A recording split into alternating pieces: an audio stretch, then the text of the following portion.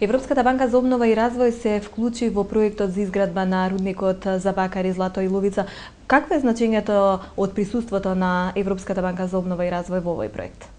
I think the involvement of the EBRD is enormously important, both for the project itself and for Macedonia generally.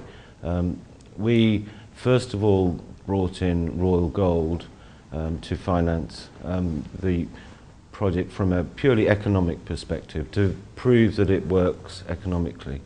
The EBRD adds an extra dimension. They're not just financing the project, but also they are our largest shareholder, so they now own 20% of the company Еуромакс.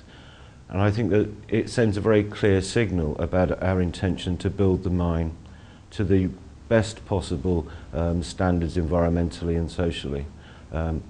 It was important equally to demonstrate that it was an economically viable project, hence the Royal Gold transaction. Кои се следните фази и кои се следни активности во вашиот фокус во текот на оваа година? We have a very busy year coming up with some initial funds from Royal Gold, our own funds and the EBRD investment.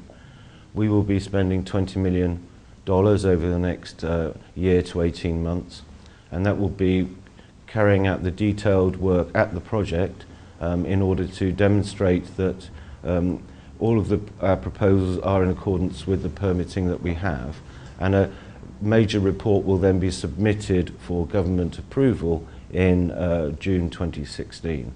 So it's a very busy time at the project itself, but it's also a very busy time here in Skopje, and we have taken a rather unique approach, I think, which we weren't anticipating, but it's something that I think is worth mentioning, and that is that we have closed our London offices and we are moving everything to Skopje.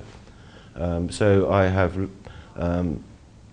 we're letting go of our London staff and we'll be employing professionals here in Skopje, which means that I think probably for the first time in a long time, Skopje will be the headquarters of an international company, and that is focused on mining, and that will be a real opportunity for young professionals in Macedonia to learn about international markets and how these things work.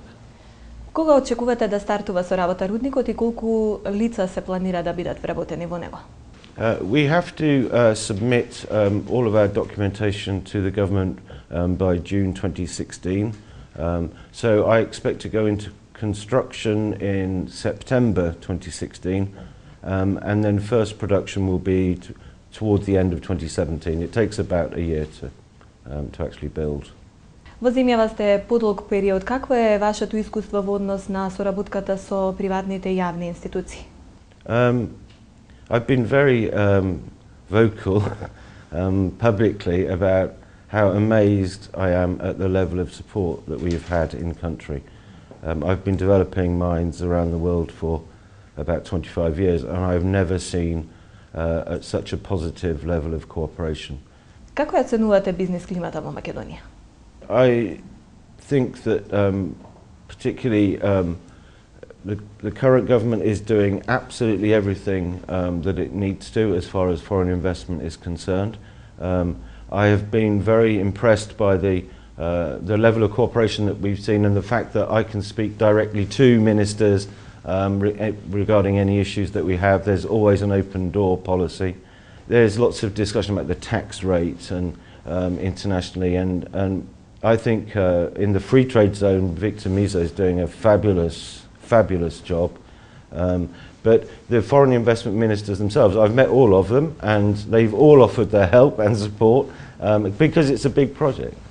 Како ќе влијае вашиот бизнис врз целокупната македонска економија во иднина?